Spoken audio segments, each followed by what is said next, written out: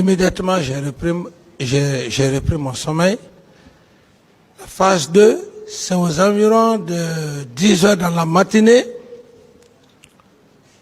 qu'on m'a réveillé pour dire que effectivement que la manifestation a eu lieu. Voilà, c'est Qui vous a réveillé, ce camarade? mon officier d'opération, paix à son âme, Joseph Makambo. Et qu'est-ce qu'il vous a dit quand il vous a réveillé? Quand il est, d'abord pour la première fois, il m'a dit, que monsieur le président, que vraiment, il y a la manifestation, que ça ne va pas, il y a vraiment la manifestation. Bon, quand il a dit, c'est en ce moment-là, aussitôt, je suis sorti. Moi-même, je voulais m'y rendre au stade, pensant évidemment que cette population avait de la sympathie pour moi. C'est dans cette situation que les militaires qui étaient autour de moi, y compris M. Aboubakar Toumba, quand ils m'ont vu sortir, j'ai dit que je vais aller à la rencontre des leaders. C'est là où les militaires sont venus pour me dire non, monsieur le président, il ne faut pas aller. Et Toumba, comme il était effectivement l'aide de camp, il m'en a dissuadé. J'ai vu effectivement, ils ne m'ont pas laissé monter dans le véhicule. Et donc, ils m'ont ramené au bureau, au salon. Ça veut dire que vous, dès qu'on vous a réveillé, vous avez voulu vous rendre au stade? Oui, parce que... Pour parler au leader, voilà. C'est ce que vous venez de dire. Et vous avez été empêché. Voilà. Vous avez été empêché, vous n'avez pas pu vous rendre au stade. Parfait. C'est ce que vous venez de dire. Parfait, parfait. Et qu'est-ce que vous avez fait?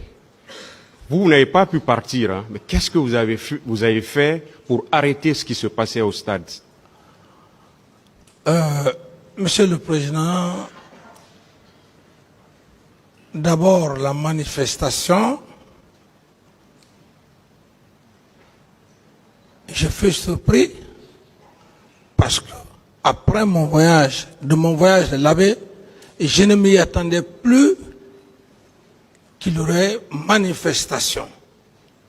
Du moment que j'avais déjà attiré l'attention des leaders, comme j'avais des leaders religieux, pour moi tout était OK. Alors à cette heure, on me dit que les gens doivent marcher. Le premier devoir, c'était d'avoir l'un des leaders charismatiques, M. Sidia. En ce moment-là, Monsieur le Président, je ne pouvais pas prendre aucune autre disposition pour ne pas enfreindre aussi à la liberté. Je ne pouvais pas enfreindre, quelle autre disposition aurais-je prise du moment que M. Sidi a dit qu'il ne peut pas reporter la manifestation. Monsieur Camara, oui. Est-ce que vous savez ceux qui se sont rendus au stade? Oui, à ma connaissance, la personne qui s'est rendue au stade. Vous pouvez me citer certains noms? Voilà. Donc, dans cette situation, comme je venais de le dire, quand je voulais monter dans la voiture, M. Toumba, qui était mon aide de camp, mon homme de confiance, d'ailleurs, je puisse le dire, mon homme de confiance à l'époque, il a personnellement contribué afin que je ne parte pas au stade. Et donc, je suis revenu au bureau. Mais à mon fort étonnement, on vient me dire que M. Toumba est au stade. Donc c'est la seule personne, parce que là, on me l'a informé qu'il est au stade.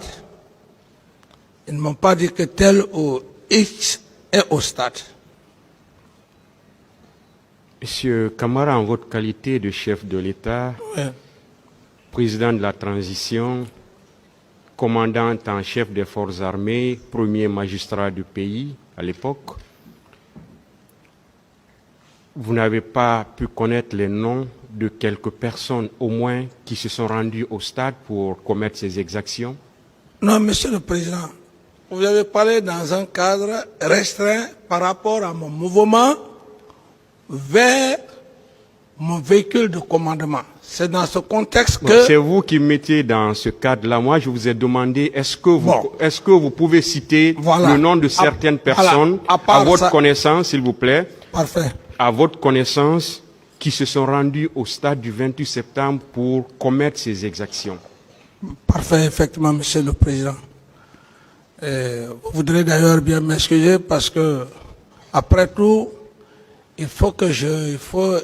c'est un devoir pour moi de répondre des questions très précises, ne pas faire des commentaires. C'est pourquoi je suis resté dans cet esprit, pensant que c'était, disons, dans ce contexte.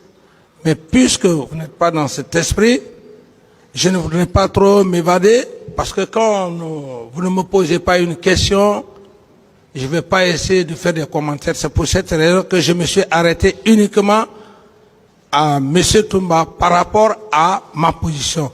Mais, entre-temps, j'ai aussi appris que le colonel Tevro était au stade, et lequel d'ailleurs, après conversation avec les leaders, il m'a rapporté qu'il avait échangé, qu'il était parti effectivement pour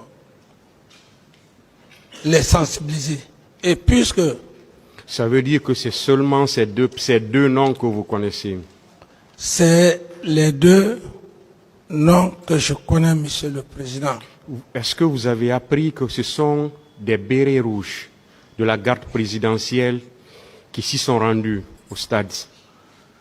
À ce niveau, lorsqu'il y a eu les massacres, c'est en ce moment, la presse, tout le monde disait que les bérets rouges du président Dadis, à la tête de son aide de camp, M. Toumba, sont allés au stade, les bérets rouges. Donc ça, c'est ce qui était vraiment courant. Vous n'avez pas cherché à savoir c'était qui ces bérets rouges? Non, ici, du moment que le commandant Toumba s'est déplacé, sans mes instructions, sans mon ordre, s'y rendre au stade de son gré, et je me suis dit qu'il ne peut pas aller au stade sans quelques éléments de l'unité. Donc, quand cela s'est passé, mon idée est partie directement des éléments qui composaient le régiment, qui sont partis avec M. Toumba. Ministère public, des questions.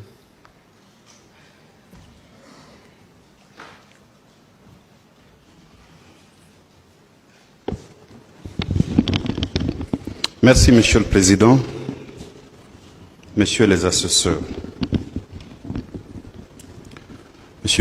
Monsieur Moussa Dadis Camara,